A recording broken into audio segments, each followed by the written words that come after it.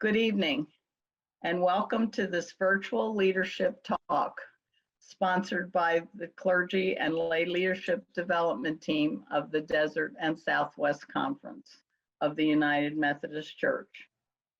My name is Cheryl Reed, a member of the Clergy and Lay Leadership Development Team, and your host for this evening's session.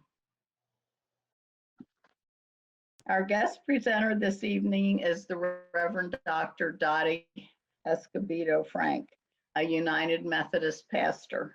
She is currently serving at the Paradise Valley United Methodist Church.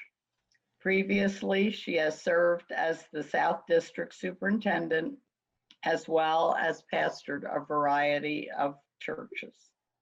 In her ministry, Dottie is on the leading edge of church transformation and restarts. She is a speaker, writer and author, and community leader. Let us welcome our speaker to discuss the book, How We Lead Matters by Marilyn Carlson Nelson. Thank you, Dottie. Well, thank you everyone for coming today. It's an important topic and something that perhaps we didn't learn. I know I didn't learn how to be a leader when I was in seminary. I learned how to be a pastor, how to preach, how to read theological books. But I remember in my second church, my first church, I just served for 1 year. And then I was moved to Mission Bell, and that was a church that needed a turnaround. And I remember I was young, had kids at home, and I remember thinking, you know, doing a turnaround takes leadership. And I don't think anybody ever taught me about that, except what I saw. Like I did see some leadership gifts in my parents as they ran a mission field to Mexico. So I did see that natural leadership that came by watching them. But so I started reading, which is one of the things that I do when I need to learn something. So I would go to the library and I'd go to the business section, and I'd pick up all the books that I could on leadership and just started reading them and started to implement some of them to help us, help me and help our church do a turnaround. So years later, maybe even as recent as 5 years ago, I looked at my library and I saw that almost every book in my library was from a white male, authored by a white male. Like even my theology books, except for I did have a chunk of theology books on written by women and also by people of color. But other than that, my library was just filled with one voice. And so I set out then to expand my library and to add to it, because of course, some of those books were just fabulous by white males. They were just so wonderful and historical, traditional, all the things that we need to learn. But I started to add to my understanding of leadership and started to listen to other people who have something to say about leadership. In particular, because I'm a woman, I wanted to find women who were leading. So before I show you the book that we're going to talk about tonight, I want to show you another book. This one is called Leadership and the New Science. And it's called Discovering Order in a Chaotic World. And the main person I want you to note is the author, Margaret Wheatley. She writes several books on leadership. And she has transformed me in the way that I think and helped me to embrace the feminine style of leadership and not shy away from it. So I would recommend Margaret Wheatley to you if you want to read some more in-depth leadership styles. But today we're going to talk about how we lead matters. And Carla, I think this would be a good time to show the book and the author. So this is the book and Reflections on a Life in Leadership. And Marilyn Carlson Nelson is the CEO of Carlson Company, which is includes Radisson, Regent Hotels and Resorts, Country Inn and Suites, Park Inn, Park Plaza Hotels, Regent Seven Seas Cruises, and restaurant, TGI Fridays restaurant. Okay, she also is Methodist and goes to Hennepin United Methodist Church in Minneapolis. And that's how I got to know about her, because I went to, just recently was moved to Paradise Valley United Methodist Church. And when I was moved there, she had come and spoken at our church, and she sometimes spends some winter moments in Paradise Valley, which, you know, a lot of people do that live in Minnesota. And so she had a connection with the church. She would come. And so I just heard about her. I picked up the book and started to read it. So I want to, so it's not like, this book is like, is really easy to read.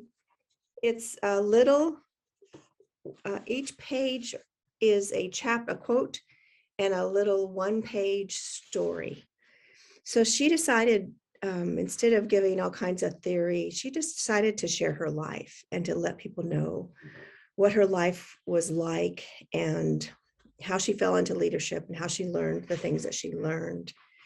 And so this book, she says, is a book about what she learned along the way. And she says, life is made up of a series of days and choices, and that how we lead matters. Her story is that her father was the CEO of this company, and her father had two daughters. And he was in the era and the time when he didn't believe that women could be a CEO. And so she worked in the company a bit, but she also raised her children, and he eventually just sent her home to raise children. He didn't want her to be working while she was raising children. But other people in the area noticed her leadership and actually tried to talk to her about going into politics. And it was when she was sought after to go into politics in her area that her father took notice of her and said, well, there's something about this girl. And so he started to, he invited her in to help lead the company again. The company grew from, it doubled in revenue in the time that she came. She actually inherited the company when it needed to go through a whole lot of changes, and things weren't working as well. And so she inherited a ship that needed some shoring up. So, but she helped it move from 22 billion to $40 billion in a short period of time. She also focused on diversity, and she now has 40% of her team of executives are women. She's been named America's Best Leader by the US and World Report, by Forbes. She's been named one of the world's most powerful leaders. She was appointed to lead in the White House Conference on Tourism from President Clinton, and President Bush asked her to lead the National Women's Business Council. You read all of her, she has a whole lot of list of things that she's done, and that how people have honored her. But she says, yeah, I have those people who honor me, because, and she says mostly because there wasn't very many women up in the leadership of CEOs at that time, so it was a short list to choose from. But she says that she developed, after she took leadership, she developed a credo. This is it, that she said she held for the company. Whatever you do, do with integrity. Wherever you go, go as a leader. Whomever you serve, serve with caring. Whenever you dream, dream with your all, and never, ever give up. So she's a fascinating woman. If you get a chance to Google her, you'll be amazed. Like when I Google people like this, I think, how do they have the time to do all those things? You know, how do they make it work? But she did.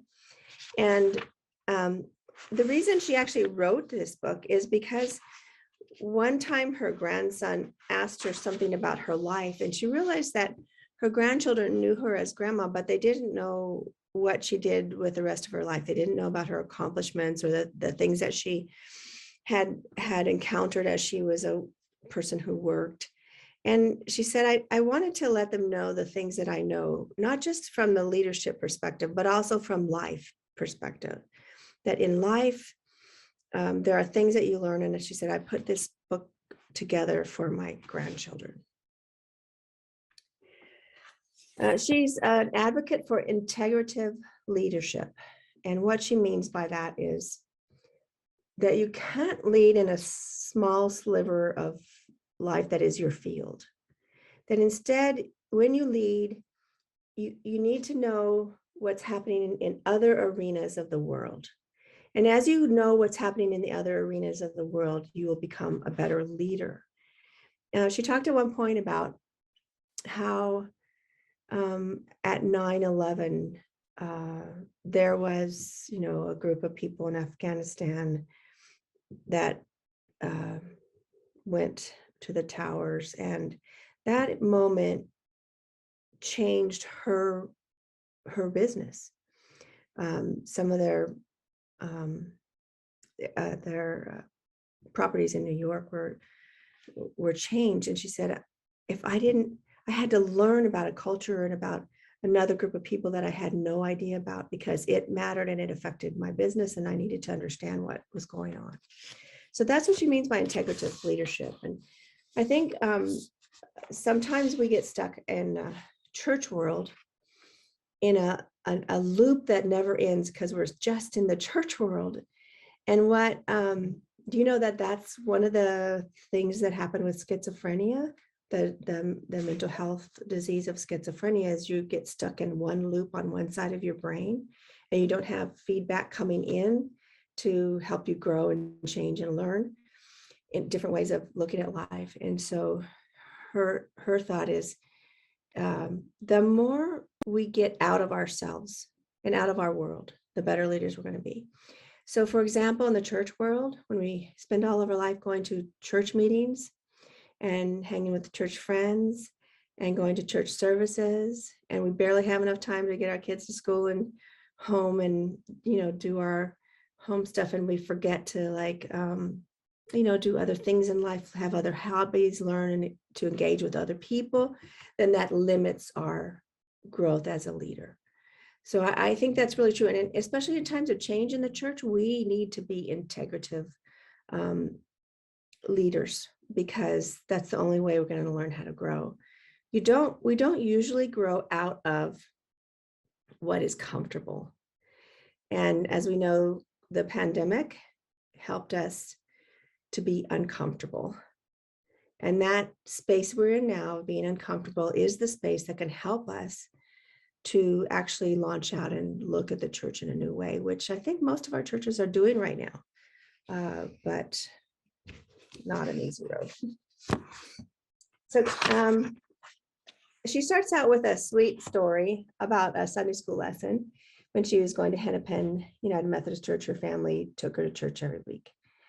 And she said one time when she was, I believe in 6th grade, that her class was just really rowdy that day. They were throwing spitballs across the room, and she just didn't enjoy Sunday school. She said it was worthless. So she got in the car going home from church, and she told her dad that she was never going to go to Sunday school again, that she had graduated. She was going to sit in the sanctuary in the big church with the adults. And so he asked her why and what happened. And she told him about this chaos that happened in the class. And her dad said to her, "What do you mean you're going to quit? It's your job to figure out what needs to change so that Sunday school class can be better." So she called up the Sunday school superintendent, and had a meeting with that person. and went in and told what was going on, and also told what she thought a good Sunday school class could look like and how they could implement it at 6th grade. And so she had a good discussion with the Sunday school superintendent, and they did implement some of the changes, and she stayed in the class. But what she learned from that was her dad's comment was, it's up to us to change. We can't blame things on other people. If we see something going wrong, say it and provide a possible solution for the future, which I think is wonderful. Every time I hear someone complain in church, I have a standard question that I learned over the years, because what I learned is whatever they're complaining about, it's something they have passion for. So I've asked them, so would you like to be on that committee? Would you like to be on that team? Would you like to help solve that problem? And so it's done two things over the years. For one, it's helped passionate people be on the right teams and move them away from the team that they're not complaining about because they don't have any passion for, to a team that they actually have passion for. And it's also stopped complaining because the people started realizing that if they came to me on a certain thing, I would ask them to do something about it. And so it kind of stopped the complaining for some people over time. So I thought that was really cool. She has a story of loss that affected her greatly. When her daughter Juliet was going to college, she dropped her off one day, and just like a couple of weeks later, she got a call that her daughter had been in a car accident and passed away. And she had two daughters. And so she says that she went through a really dark night of the soul, as you could imagine. And she was mad at God, blamed God, didn't know what God was doing, and really didn't have any reason to believe in God anymore. She started reading philosophy, and she said eventually, over time, she came back to God. But when she came back, she and her husband had this new commitment to devote themselves to make an everyday matter, because they had a day that Juliet, their daughter, didn't have. So to live as if this day is priceless, in honor and in memory of their daughter Juliet. So she got to this place where she just turned it around, and she talks about how she shares the stories of her life with the people in her company. So when she gives a lot of speeches, and when she gives speeches to the people in her company or around the world, she always tells parts of her personal story, because she believes that you can't separate who you are from how you lead. And so this is one of her key stories, that life is hard, and there will be times when you can't see the sun anymore. And there will be times when you don't know your reason for being. But in the end, for her, after a few years of really struggling, she was able to find her way back and find a reason to go forward, or a meaning, to make some meaning out of that death.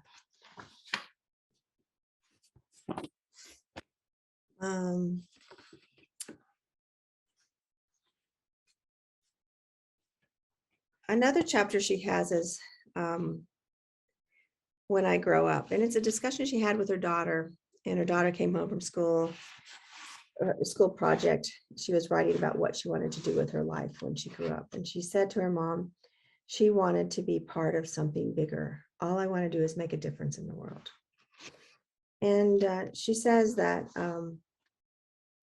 that for her, making a difference really did matter. She had this drive. For her daughter, it made a difference, and for Marilyn, she had a drive to make something out of her life that helped the world and made things different. The story of her dad making her CEO of the company is interesting, because he would let it be known all the time that he wished he'd had a son who could be the CEO. He said that in conferences, and he said that in the family table. He said that everywhere he went. Meanwhile, he had this daughter who was filled with leadership gifts, and he didn't see it. And so finally, when he turned 83 years old, he announced that she would be the CEO of the company. It took him that long to pass on the reins to his daughter. And it says he often referred to her as first daughter, only son. And she said, one title is inherited, the other title bestowed. And she took it, she took the title only son in the humor, knowing who her dad's generation was and what limitations he had in his thinking from his generation. And that it was a big leap of faith for him to hand it over to her.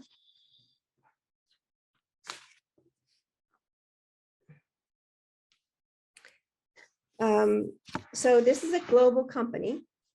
It's a travel company. And it's a company that is filled with diverse kinds of teams and people. And she said that she learned over time, because when she inherited the company, it was not a very diverse company. And she diversified it as far as the people who were employees. She found ways to put in people that were not considered before. And she said she's learned that the facts are in now. They've done studies and research, and that diverse companies and teams consistently outperform all others.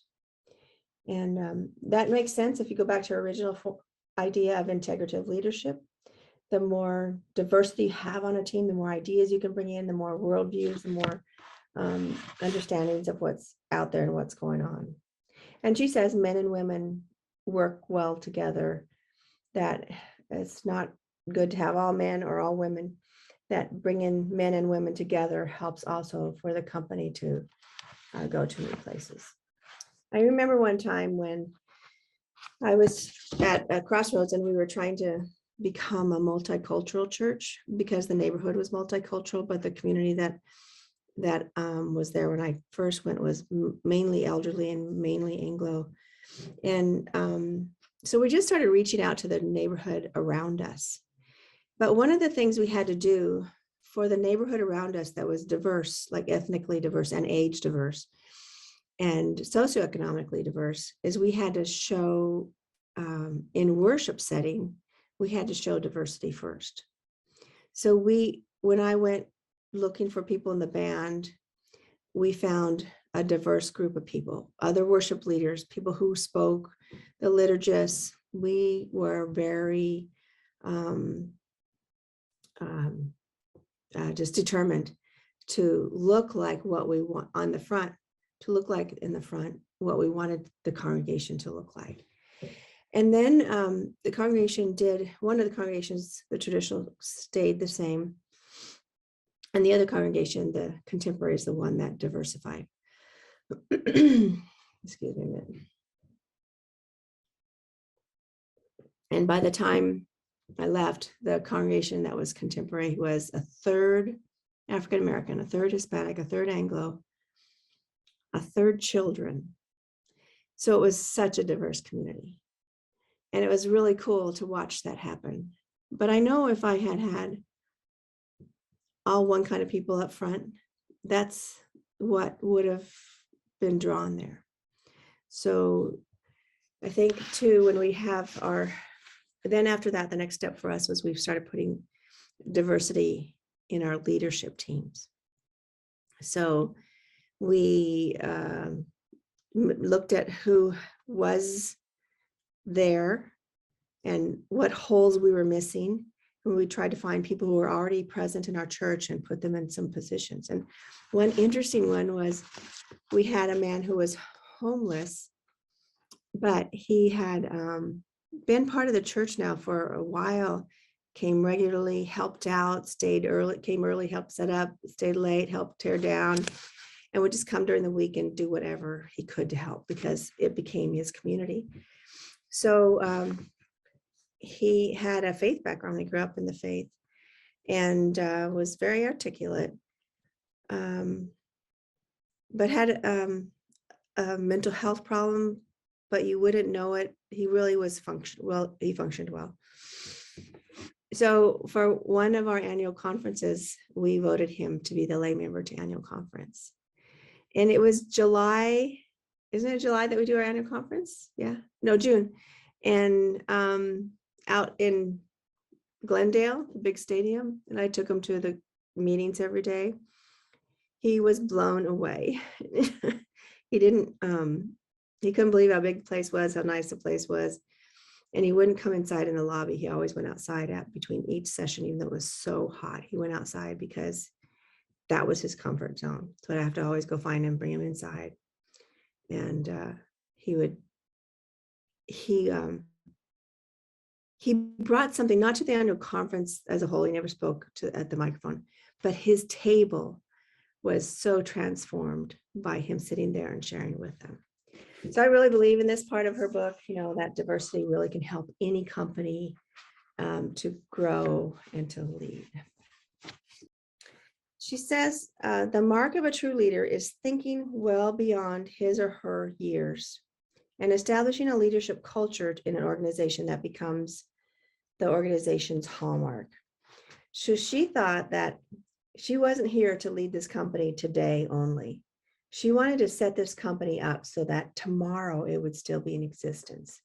So she was very into making sure the foundation was clear, but also making sure that the growth possibilities were out there so that tomorrow this company could be there for tomorrow. And she actually developed that out of the fact that her dad went to speak once to a group of business persons who were going to be graduating, and he thought, from a business school, he thought that they'd be so excited to come to his company. He asked any of them if they wanted to come to his company, and nobody said yes. Finally, one student said, no, we don't want to come. We don't want to go there. And her dad said, why? And the person said, because we hear you don't treat your employees well, and it's not a fun place to work. She said she was embarrassed for her father, but she learned through that experience that it matters how you treat people, and it matters how you lead. And if you want to get people who are ready and set for the next generation, you have to think about what the next generation needs. Her dad led in the way that he was used to leading, that worked for him for a long time, but then it didn't work anymore because things changed, and that we have to set a foundation that is ready to make the changes that are needed. She did say that she did have mentors, and she calls them heroes, and that there were people around her that taught her how to lead, and that had just spent time with her. And she said every person should have heroes around them. So find your heroes, and don't choose heroes that are heroes because of their title or because of the things that they are known for, because they've done some amazing things. Instead, choose heroes you'd like to have come into your home. So if you'd like somebody out there who you'd like to learn from somebody out there, but you wouldn't bring them home to meet your family, then they're not a true hero. Choose a hero who you would welcome into your home, and they would be somebody that your children and grandchildren can look up to. So she chose a lot of people who were service people, like police officers, attendants in the hospital settings. Those servers for her were the heroes that she chose. One of the things I love about her little stories is each page has a quote, and here's one by Publius Syrus, who is a Syrian writer. He says, "Trust, like the soul, never returns once it's gone." And she says we have to really be careful to guard our trust and to be trustworthy. She wrote a letter to her shareholders, and in it she says this: when making a difficult decision, ask yourself if the decision you're about to make would show integrity, leadership, and caring. And if you make that particular decision, will you be giving up on something you should continue fighting for? These are indeed hard guidelines to follow when others around you are ignoring the rules and seem to be besting you. But know this, their win will only be temporary. In the end, doing the right thing will always triumph. It always has been so. And she says, so never forget your role as a leader is to steward for the future generations. I think about that with a church too. Like, what if we really thought about the decisions that we have to make, the difficult ones, and how we were entrusted to be in this congregation to help a group of people live life. But we're also entrusted to be in this congregation to help a group of people that we don't know live life by our example and by what is pushed forward. Our grandchildren, people who have not ever come to church yet, a generation that'll follow you that you don't know. So if you do, she says, if you develop that integrity and that trustworthiness in the faith, then you'll set that that foundation for the future generations who have not yet heard, who have not yet come. It's really a hard thing for us to do in the church. You know, the church is often told that we don't, that we're hypocrites. Anybody ever heard that? You know, we don't live out our faith. I think it's one of the hardest things to hear about ourselves. But that's where each and every one of us can learn to be trustworthy in our own areas, learn to live out the things that we believe. Like if we believe that gossiping is harmful to somebody else, when we find ourselves in that track, stopping ourselves, because there might be a person 3 generations from now who needs to be a part of this community, and this community could shut down if we are a toxic community that doesn't lift each other up. So the other thing I thought was really neat is she found meaning in her industry. Her industry is tourism. And she said that tourism has a powerful, can make a powerful statement on the world. And she quotes John Steinbeck, the novelist who says, tourists are very valuable to the modern world. It's very difficult to hate people that you know. And she says, she was talking to a leader one time about the value of tourism and going around the world and meeting people in different cultures and how it changes us and makes us more open to different ideas and different cultures. And it kind of brings about the possibility for peace on earth. The more tourism we have, the more possibility there's for peace on earth. She didn't say it that way, but that's what she was meaning. Like, if you know somebody, it's hard to hate them. And this man was talking to her about peace in the Middle East. And she said, Marilyn, it's either tourism or terrorism. And I thought that was pretty neat statement. Again, it goes back to that original idea that the more we get out of our own comfort zone, the more we can learn and grow and be better leaders. She says, through the continuing exposure facilitated by the tourism industry to others in a different culture, different religions, and political backgrounds, there is hope that we can chip away at the hatred and prejudice that separate us. There's work to be done. This Sunday, I preached about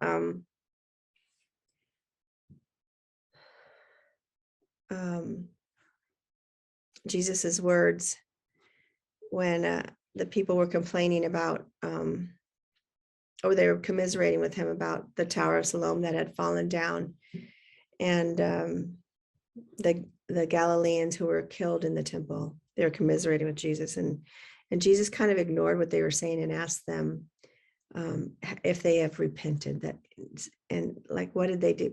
How are they going to live their life and not die without repentance? So he takes this story of them telling just talking about what's going on. And instead of focusing on that, Jesus turns it to, well, what's going on with you? And where do you have need for repentance? Like, what if you die tomorrow? Where's your soul? Where's your need for repentance? And it reminded me of what's happening right now with the world, and how it's easy to become suddenly haters of a group of people, right? But war doesn't happen because of a whole group of people. It happens, well, for a variety of reasons, but usually it's in the hands of a few. And yet, I was showing someone this week, in my house, I have Russian teapots and the Russian babushka dolls. Because my mom spent a year in Russia, and she came back and told me all the stories of the beautiful people of Russia and how welcoming they were, how they brought her into the homes and gave her tea, and learned from her and she from them. And I was thinking about that as I was watching the news, and how it's really easy to move from I hate war to I hate Russians. And, the idea that when we know people, we're less likely to hate them comes out of her very own industry of tourism. In the United Methodist world, one of the best parts of being Methodist, in my opinion, is that we are a connectional system. So we have a bishop in Russia, and we have a bishop who covers the area of Ukraine. And there are valuable people in those places in the world. And there's a lot of pain going on right now at the hands of a few people, but it's important to not make an enemy out of a whole swath of people, not to make a whole swath of people our enemy. We can hate what is being done, of course, and we can pray against it and pray for peace with justice and all those things. But Jesus's words were, okay, you see all that going on in the world, but what about you? Where's the area that you've hurt other families? I began to think about in America, what we've done. If we look at our own history of expansionism and how we took people out of their lands and claimed it as our own and moved families and separated, and we have slavery, and we have the Mexican story of the lands being overtaken, the indigenous stories. And then those are the old ones, but we have even new ones that we still in the US have this idea of taking over. And so while we're condemning what we see over there, we have to look at, well, what have we done? And then I think Jesus in that story goes even deeper, and he says, not only what have we done in our country, for example, but what have I done? Where do I need to repent for the ways that, because I needed comfort or because I needed this or that, I allowed for harm to come to other people? And I love that she takes an industry that, to us seems like an entertainment industry, right? To go on your vacation and stay at the hotel and eat at different places. She takes this industry and says, no, this is about tourism, not terrorism, right? It's about tourism that can prevent terrorism as we get to know each other. Anyway, I thought that was pretty cool.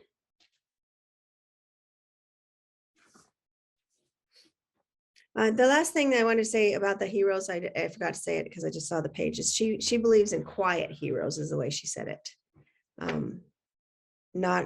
Not heroes that make the news. So quiet heroes, teachers, police officers, enlistees, public servants, those are the heroes, she says. And then this is the last little note that I wanted to say is she believes in humility as a key character trait for any leader. And she quotes Ann Landers, who says, "Don't accept your dog's admiration as conclusive evidence that you are wonderful." And then she was talking about the person who was in charge of the Xerox company when Xerox was going downhill, and then another CEO took over and tried to turn it around. And at one point, when she first took over, it was not going very well. And she'd gotten a write-up in the paper, the owner, the CEO of Xerox, that maybe things weren't going to go very well with this person's leadership. And a colleague wrote to her and said, Mulcahy, you know that what you've been reading in the press doesn't accurately reflect Xerox or you. That's not the real story. But here's the other piece. You'll get through this, and when you do, you'll read a story about how you turned Xerox around. Just remember, that's not the real story either. I thought that was pretty cool, that like, just not to believe our press, not to believe what people say about us. Always maintain a sense of humility in the face of praise, and always maintain a sense of humility in the face of criticism as well. Yes, Sunday when I preached, I said some words that ticked off a few people because they didn't agree with me. And they came and told me about it after the sermon. And we had a conversation. And after I was done, I said to him, well, maybe that wasn't the right phrase to use. But we had like 20 minutes of conversation. And after we were done, I walked away and I said to myself,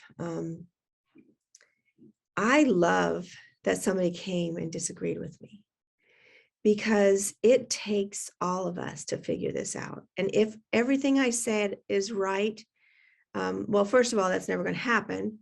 And second of all, sitting in the pews, we can't just be lazy believers of everything that comes out of the preacher's mouth. We have to engage ourselves and add to the preacher's ideas and challenge the preacher's ideas, so that we become a faith community that doesn't become a cult, but becomes a strong foundation that will go forward in the future. And so that we too can be a place of peace. Because what will it take for peace in the world? It will take people who disagree coming to the communion table together. And that's what Wesley asked us to do. Set aside your disagreements, come to the communion table together as often as you meet. And, you know, we need that today, because we have very severe, determined, righteous ideas going on in our minds and in the minds of people we disagree with. But Methodists we have a history of that being the big tent where we can hear each other and love each other and disagree and go to general conference and vote our disagreements, but still come to the community table and come together. And that's what our world needs right now. We got so divided during COVID, and we need to be able to love and learn from the other opinion and the other person who we don't understand or agree with. One of my professors at Claremont, as the George Fox Seminary, said, you know, the best thing to do when somebody disagrees with you is just to say, just take the stand of humility and say, you know, you may be right, and just leave it there. Because in the end, we don't know who's right. Like maybe when we get on the other side, we'll know. But to be humble is to admit that the other person could be right. And maybe I don't see the whole picture. Maybe my view is limited and I haven't had enough other ideas coming at me from different parts of the world. So she advocates for humility. And then the last thing I want to say about her is that she really focused on the fact that she was first a wife, a mother, a grandmother, a family person, and who happened to be a CEO. And she said it kept her grounded, and it kept her in a place where she understood that you can't give up life for your work. You can work and have fun and influence, but life, we all have to have a life. Okay, this is a time for questions. I see one. I think Allie has one for you. Allie, yeah. Can there be more than one leader in a group? I've seen leaders in competition. I believe there can be. Sometimes there's a chief leader, but at one of the churches that I worked at, it was a mega church. It was a Lutheran church. I was there a couple of years, and I was one of the associate pastors, and we had a senior pastor and three associate pastors. And in the church world, people tended to say, I like Dottie's preaching, I like Tim's preaching, I like Paul's preaching, I like Walt's preaching, and they would divide and go to wherever that person was preaching. But Walt, our senior pastor, taught us how to never let other people's competitive ideas about us change us. And so we would uplift each other. Like in my sermon, sometimes I'd say, well, Paul said this last time, wasn't that great? Or Tim would mention my name. So we verbally became a team together. And when people would say, when are you preaching? Or which service are you preaching? Because we had like 6 services on a weekend. We wouldn't answer them. We just said, whichever service you want to go to, there'll be a good preacher there. And I'm sure God will meet you, because God needs many different kinds of preachers. So we didn't like let people pigeonhole us and become our followers of one leader only. And we had to go through a lot of changes in this church in a 2-year period. So one period of time, like I was the main preacher at one service, and each of the 4 of us did a service or 2 services. And another time we split up weekends so that I would be the preacher for all the 6 services on a weekend, and the other pastors would do the liturgies, etc. And then the next weekend to be another pastor. So we'd like once a month preach once. But we did it a variety of ways. And I mean, Pastor Walt taught us how to not compete with each other, how to lead as a team.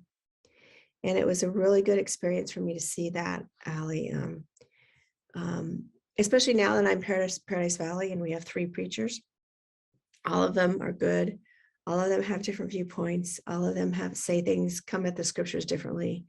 And we're starting to, develop that this is a clergy team, and or a laity team, like our leadership team, our council, that we all have different experiences and we don't have to compete with each other.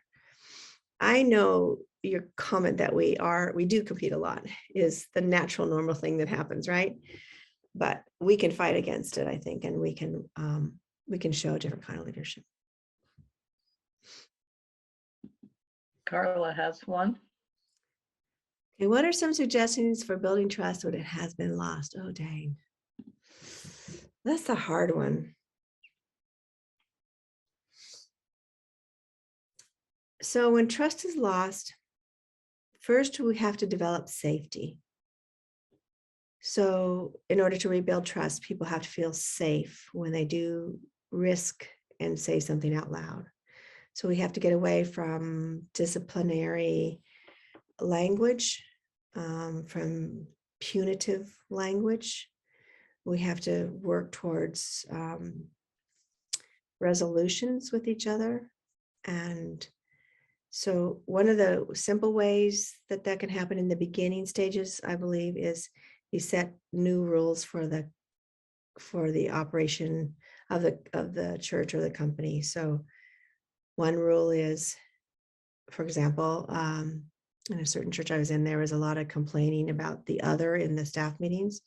So we set a rule that take ownership of the things that you've done wrong and praise the other. Praise the other things you see happening, and only first take ownership of the things that you've done wrong. Don't point out in a shaming way in a community meeting all the things that this person did wrong or that person did wrong. So you have to create safety, and that takes a while. It doesn't happen overnight. And once we create safety, then we have to honor risk fails. Before we honor, risk wins. So to risk and fail has to be honored and valued, and we learn from those things.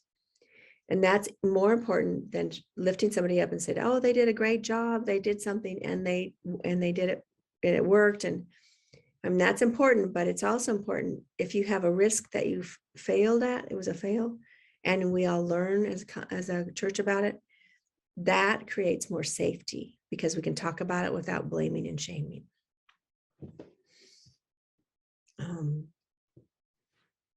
Yeah, Carla, it's a process. It takes a lot. Sometimes we have to get new people on the team if people can't learn to trust again. Sometimes people need another chance somewhere else to learn to trust, because there's too much history for them. Anybody else have a question for Dottie or just a comment? Thank you, Dottie, for your time and the presentation material. I also hope you'll feel better soon. Thank you. I will. Yeah, thank you everyone for coming and checking in, and looks like there's another one, huh? And for just checking in and being a part of this. Leadership is always something we're always learning about. It's never done. Well, it couldn't have been easy to speak for an hour when you're not feeling well. So we do appreciate your being here. Thank you. We hope you enjoyed our presentation and that you will join us in the future for other leadership talks. They're always posted on the conference website.